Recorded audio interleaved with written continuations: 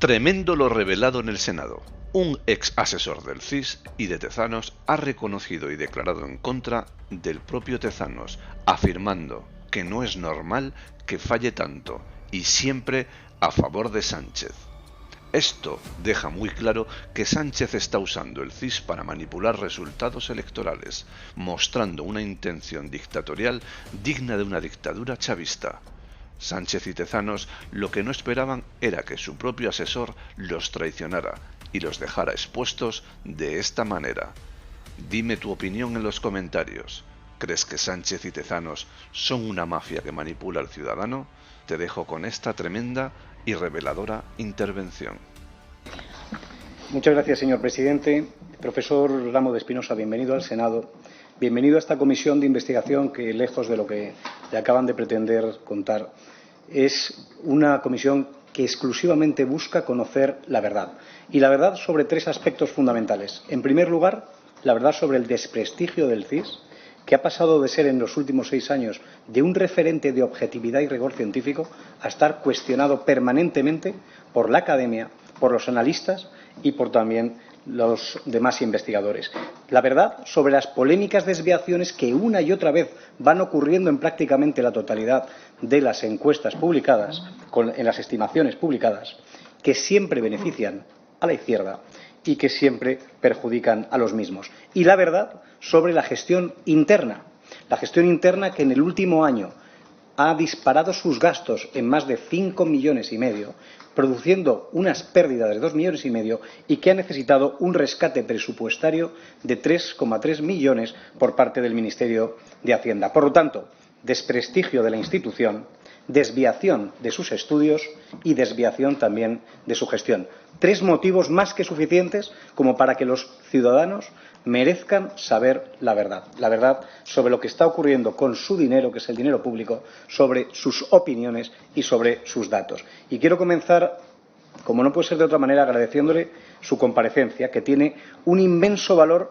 para los trabajos de esta comisión de investigación que hoy comienzan. Y lo hago, además, desde el mayor y más profundo de los respetos, porque quizá el Grupo Socialista lo que quiera es mofarse y desacreditar, desprestigiando esta comisión, como acabamos de ver, y como han permitido que ocurriera en el CIS en los últimos 6 años. Pero, sin embargo, para nosotros no hay mejor manera de comenzar los trabajos de esta comisión que con la comparecencia de un catedrático de Sociología, doctor en Derecho y doctor en Sociología, doctor honoris causa por la Universidad de Salamanca, Premio Nacional de Sociología, que ha sido presidente de la Sociedad Española de Sociología y fundador y también presidente del prestigioso Instituto Elcano, además de otros muchos que no he mencionado y de otros premios que también ha recibido. Pero no solo eso, sino que para mí el mayor valor que tiene su comparecencia es haber sido miembro, de manera interrumpida, como usted ha recordado, durante casi 15 años del Consejo Asesor del CIS.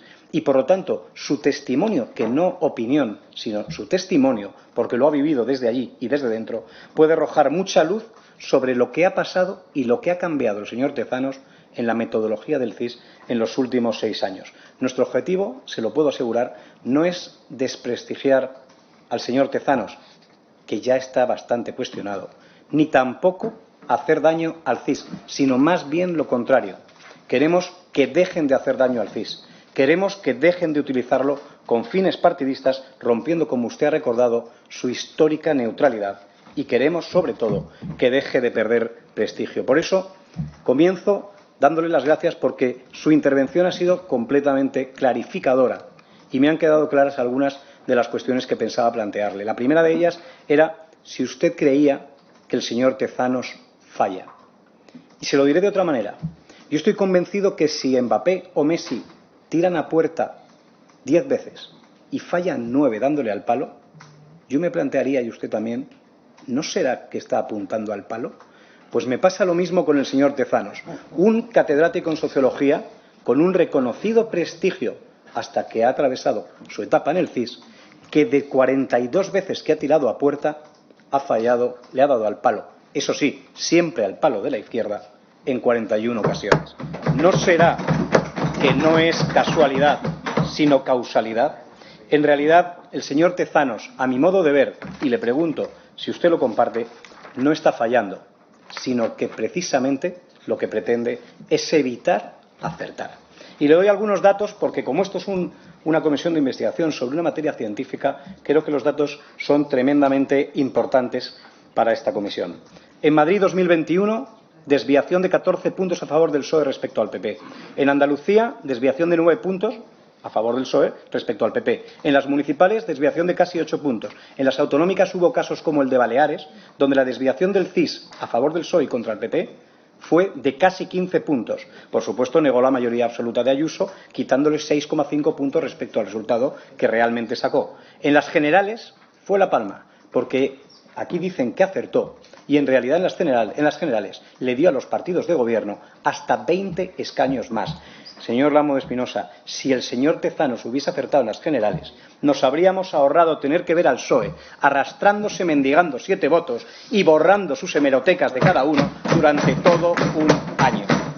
Concluyo recordando, en 2024, por ejemplo, la desviación respecto a Galicia fue de 10,5 puntos a favor del PSOE.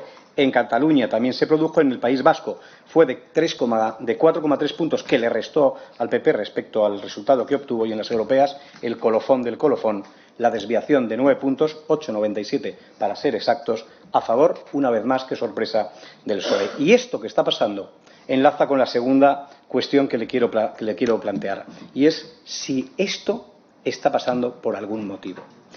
¿A qué se deben estas desviaciones? Y le pregunto si usted cree que se deben al cambio de método que se ha introducido desde la llegada del señor Tezanos, porque fue llegar Tezanos, inventar un nuevo método con su amigo y socio, el señor, también sociólogo, profesor Alaminos, ponerlo en marcha, y el CIS no ha vuelto a dar una en sus estimaciones. ¿Puede ser que este sea un método poco adecuado? Y le pregunto, ¿conoce usted algún sociólogo fuera de la órbita de Tezanos, lógicamente, y del CIS, que considere el método Alaminos-Tezanos como un método más acertado que el que había con anterioridad? Y ya la pregunta que más nos llama la atención a casi todos, ¿puede tener que ver, porque algún mal pensado podría pensarlo, que la afiliación política del señor Tezanos, que todavía ejerce, tenga que ver con las desviaciones permanentes siempre a favor de la izquierda y en beneficio de los intereses de su partido? Estamos deseando saber si existe esa relación, porque estamos convencidos de que no puede ser otra casualidad. Entre la tercera cuestión que le quiero plantear es ¿qué intención puede tener? Y quiero recordar las palabras que usted pronunció cuando recibió el Premio Nacional de Sociología hace algunos años, ya creo que son 7, cuando usted dijo que la tarea de los sociólogos, hoy más que nunca, debía ser construir la verdad contra las apariencias, ideologías y prejuicios del constructismo social que conocemos como posverdad.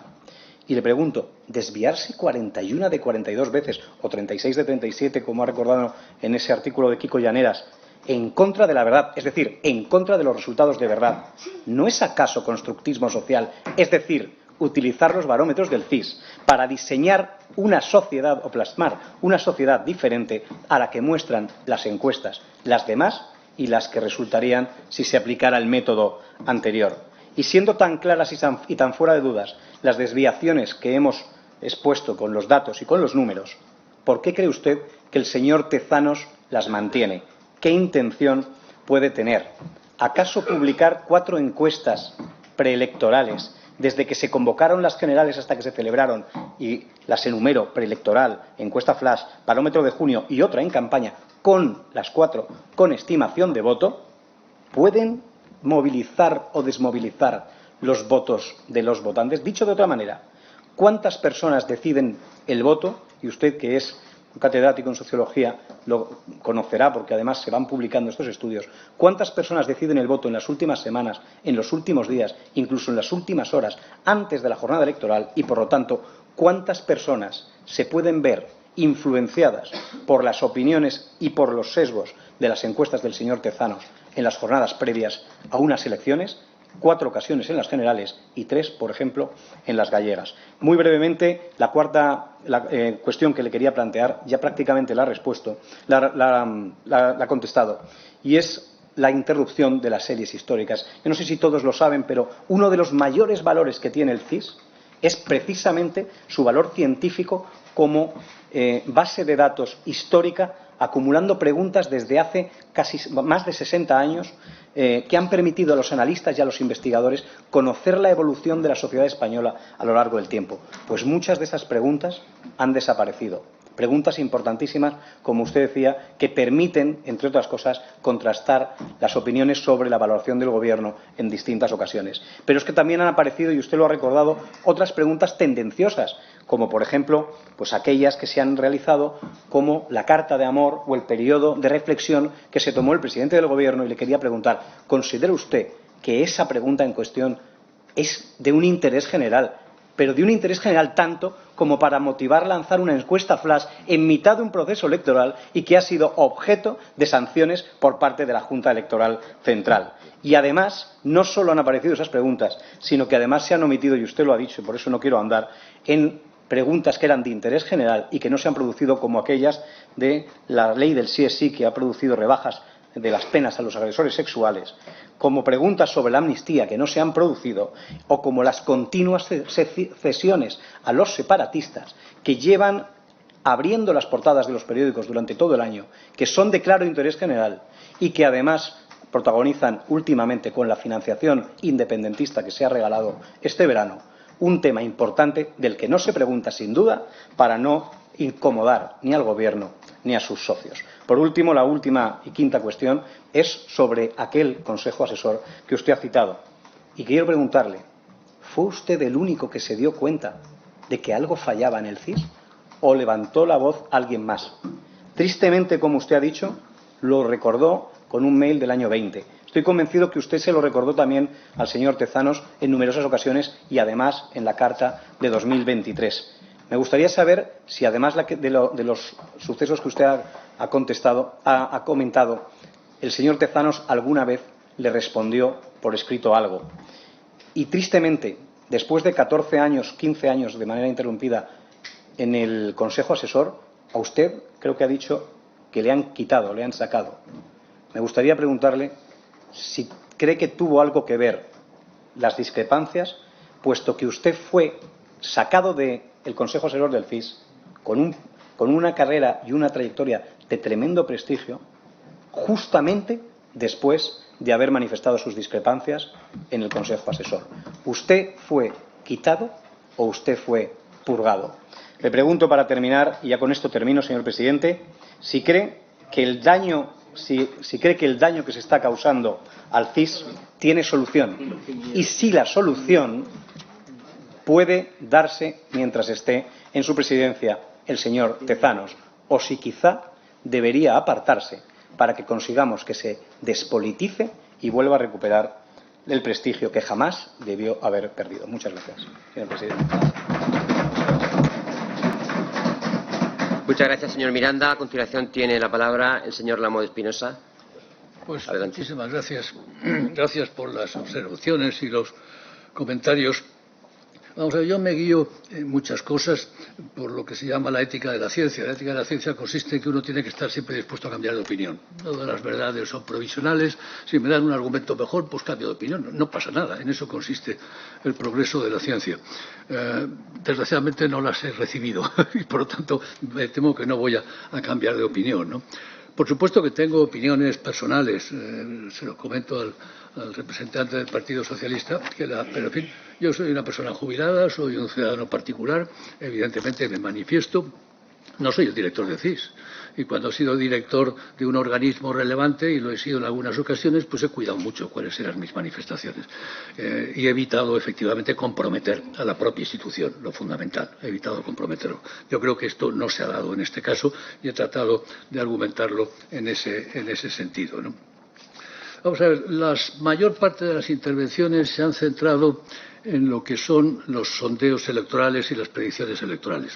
Es la parte más visible del CIS, sin duda alguna la más visible y la que da lugar a más debates y a más preocupación. No es, sin embargo, ni siquiera la parte más importante del CIS, y me gustaría insistir en ello. El CIS realiza una labor, digamos, de indagación de la opinión pública, de tendencias, etcétera, de largo plazo, con series históricas muy relevantes, y eso es fundamental para entender la sociedad española. Es fundamental. Por lo tanto, ahí hay una labor de fondo extraordinariamente importante, y por eso la ruptura de series históricas, luego aludiré a alguna de ellas, me parece especialmente lamentable, ¿no? Pero me parece parece muy importante eso. Por lo tanto, voy a hablar de las series, de las predicciones electorales y luego hablaré un poco del resto, ¿no? Vamos a ver, se me pregunta si son estimaciones normales, anormales, azarosas, intencionadas, porque o sea, en las estimaciones no hay un protocolo formal acordado por todos científico de estimación del resultado electoral. No existe tal cosa. En ese sentido, por así decirlo, cada maestrillo tiene su librillo y tiene su cocina. Hay unos usos y unas prácticas usuales. Lo estándar es ponderar los resultados por el recuerdo de voto. Eso es lo estándar y eso es como se suele hacer siempre. Pero luego entra la cocina propiamente y la cocina consiste en que eso a su vez se modifica, se suaviza en función de la simpatía, en función de la historia, en función de un conjunto de variables y ahí, bueno, la mano izquierda del esto interviene muy mucho. Por eso que en un momento dado se acierte o no se acierte en una predicción, pues es perfectamente, digamos, científicamente normal. Puede ocurrir, todo el mundo ha metido la pata en predicciones electorales porque no hay, como digo, un protocolo estándar. También es cierto que si uno cambia el protocolo estándar, es decir, lo iba haciendo de un cierto modo y de pronto lo cambias, lo lógico es mantener el antiguo durante al menos un tiempo para poder ver en qué medida se están produciendo sesgos o no se están produciendo desviaciones y por lo tanto mantener los dos en paralelo, cosa que no se hizo, ¿no? Y en segundo lugar, cuando esos errores son continuos, me dice usted que hay 2 aciertos, 2 aciertos en 40 sondeos, salen incluso al azar, salen más. Si lo hacemos al azar, salen más. Por lo tanto, casi cabría decir que hay un azar negativo o que hay una voluntad de no acertar. Es decir, que es sorprendente, efectivamente. Uno tiene que pensar en ese sentido que un error es normal, 2, 3, pero tantos no son normales. Yo creo que no son normales. ¿Eso es azaroso? No es fácil que sea azaroso, no es fácil. ¿Es intencional? Pues sin duda sí. ¿Es intencional como consecuencia de una metodología o como consecuencia de otra cosa? Bueno, las dos cosas están vinculadas. Es evidente que una metodología produce los resultados. Por ejemplo, si nos fuéramos a estimar los resultados en las predicciones electorales utilizando el mecanismo del recuerdo de voto, como el recuerdo de voto del Partido Popular es siempre inferior a los resultados que obtuvo, el multiplicador le sale favorable. Y si no utilizas ese sistema, pues le saldrá menos favorable. Por lo tanto, sí, puede que ahí haya claramente un sesgo, ¿no? ¿Cuál puede ser la intencionalidad de esos fallos reiterados? Pues no que sé, podemos pensar en muchas cosas. Caben, desde un punto de vista, digamos, de investigación sociológica, pues dos intenciones. Una intención es un gobierno que no ha ganado nunca unas elecciones y que solo ha ganado mayorías parlamentarias, necesita acreditar la legitimidad de ejercicio mediante los resultados electorales del CIS mucho más que otro que no lo haya hecho. Bueno, es una posibilidad, no lo sé. Otra posibilidad, efectivamente, siempre es en qué medida las predicciones electorales modifican el comportamiento electoral. Este es un viejísimo tema sobre el que yo he publicado mucho. Porque la tesis de los clásicos es que las predicciones no modifican el comportamiento electoral, pero en España sabemos todos del voto útil. El voto útil es que la predicción modifica el comportamiento electoral. Por lo tanto, las predicciones, claro que modifican el comportamiento electoral. ¿En qué sentido? El problema es que no lo sabemos, porque lo modifican en los dos sentidos. Hay lo que se llama el efecto bandwagon y el efecto underdog. El efecto adhesión al ganador o efecto rechazo y, por lo tanto, adhesión al perdedor. Se pueden dar los dos efectos. ¿En qué medida se dan uno u otro? Pues no lo sé. A priori no se puede saber. De modo que pretender manejar eso es hacer un poco de aprendiz de brujo. Pero lo que sí que es evidente para mí es que esos fallos tan reiterados responden o a una tozudez en la metodología o responden a una voluntad política de cierto orden, porque si no, no lo entiendo, no lo puedo entender, ¿no? Muchas gracias, señor presidente. La verdad es que me sigue sorprendiendo cómo ustedes tienen tanta manía y les molestan tanto las comisiones de investigación en esta Cámara, cuando además el profesor Lamo de Espinosa ha explicado claramente que si se hubiesen dirimido estas cuestiones en el seno del Consejo Asesor, que es donde tenían que haberle hecho caso, si el señor Tezanos hubiese hecho caso al señor Lamo de Espinosa, probablemente no habría trascendido, no lo habríamos leído en prensa y no estaríamos hoy escuchándoles lanzar tanto desprestigio sobre una comisión de investigación que está debatida claramente en el Senado. Y es que, además, las comisiones de investigación en esta Cámara están dando frutos. Y prueba de ello es esta misma comisión de investigación que solamente con constituirse y convocar la primera sesión ya ha dado lugar a dos frutos.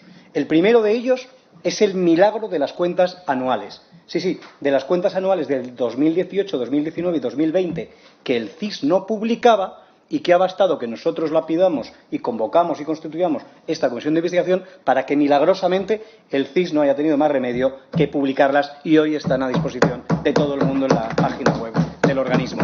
Y el segundo milagro que ha ocurrido solo con convocar esta comisión es que ya sabemos por el propio presidente del Gobierno que ni él mismo ni Pedro Sánchez se fía del señor Tezanos, porque ha tenido que acudir a un compareciente de nuestro listado de propuestos comparecientes para buscar a un profesional de un instituto privado, que ya hemos visto y ha visto usted, señor Lamo de Espinosa, cómo opinan de los institutos privados, ha buscado a una persona, a un experto de un instituto privado para que le cuente las verdades en la Moncloa, mientras tienen a Tezanos en el CIS para que nos cuenten las verdades oficiales a todos los demás. Pero es que no es en ningún caso sorprendente que Pedro Sánchez tenga una doble moral, una para los que viven en la Moncloa y otra para los que estamos fuera de la Moncloa. Y es que, mire, ha hablado de titulares de la bulosfera y de los medios de derechas. Bien, El País, asesores y trabajadores del CIS critican los sesgos y la falta de neutralidad de Tezanos. El País, de nuevo, ¿por qué no fiarse del actual CIS, que se inclina en 41 de 42 ocasiones a favor de la izquierda? Y aquí tenemos otro, este caso es del Español, que dice: el secreto de Tezanos, los votantes del PSOE los más influenciables por la publicación de encuestas. Quizá con esto tengamos algunas de las cuestiones resueltas. Además, creo que con bastante poco buena intención, se ha mezclado aquí una desviación en un barómetro del CIS con una tragedia terrible que tuvo que sufrir España hace algunos años y que, sin duda, si algo cambia un barómetro del CIS, que es el reflejo de la sociedad, es cualquier circunstancia que pueda ocurrir justo en los días previos, como por ejemplo en unos resultados influye el barómetro que acaban de publicar, ¿no? Me acusaba el portavoz del Grupo Socialista, y creo que es importante reseñarlo, de mentir diciendo que los barómetros no publican estimaciones de escaños.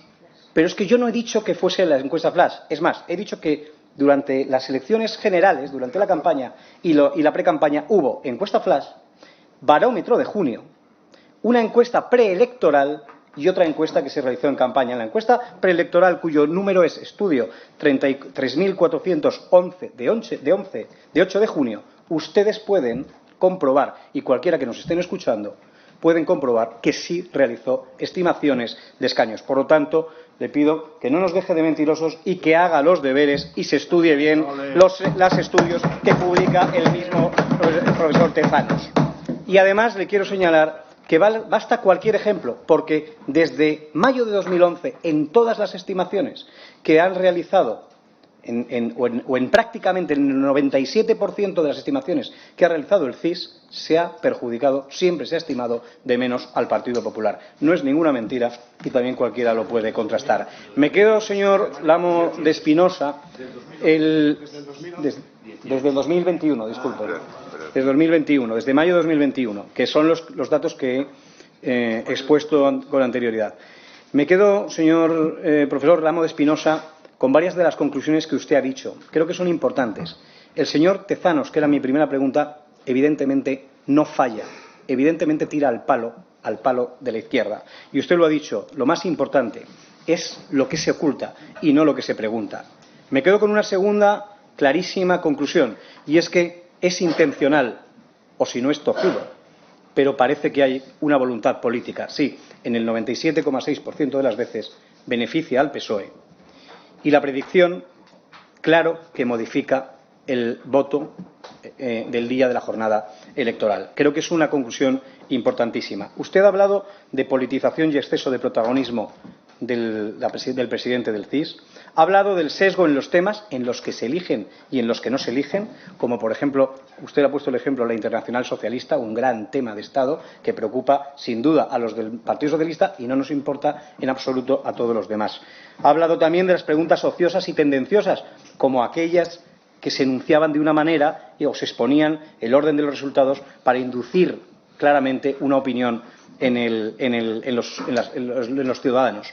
Ha hablado de la codificación de preguntas abiertas para intentar desligarlas de otras para que no se pueda evaluar el malestar. Precisamente es curioso cómo, a raíz de esta y de las series históricas, cómo el gobierno más crispador que ha habido ha eliminado de la web del CIS el índice que mide el nivel de crispación. Es curioso y no deja de ser bastante evidente. Ha hablado del sesgo evidente y me quedo con una frase.